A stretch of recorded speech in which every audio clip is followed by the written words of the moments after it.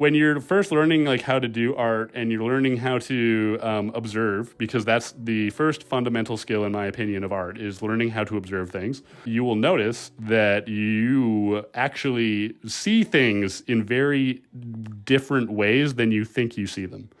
Now, what does that mean? A tree is my favorite example. When I teach people how to paint trees at paint nights, this is something that I've just consistently noticed people do. So let's say we've got a tree here. This is our tree, this like little red stick right here. Maybe we've got some branches that go out like this, right? And so you get your tree and you get your branches. And so when people paint these sorts of things, they will go ahead and they'll put the leaves on and they'll say, the leaves, because they're leaves, must be attached to a branch. So this is what they do.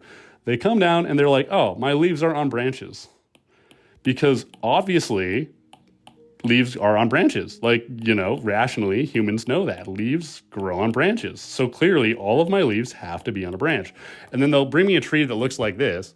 And then they'll be like, what's wrong with it? Why doesn't it look like a tree? And then I have to kind of be like, okay, well, it's because you're thinking too much like a human being. And you're saying, well, leaves are on branches. What if, instead of thinking about leaves being on branches, you just thought of leaves as a big mass of stuff?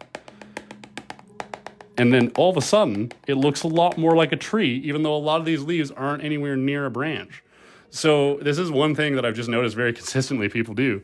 And so when you learn to observe, then you learn all of these little things that your brain does to you. So when we look at trees, we don't actually look at the individual leaves. We're looking at the overall shape of the tree. And so when you're trying to reproduce that in art, because it's a visual medium, you need to draw it the way people perceive it, not the way it is.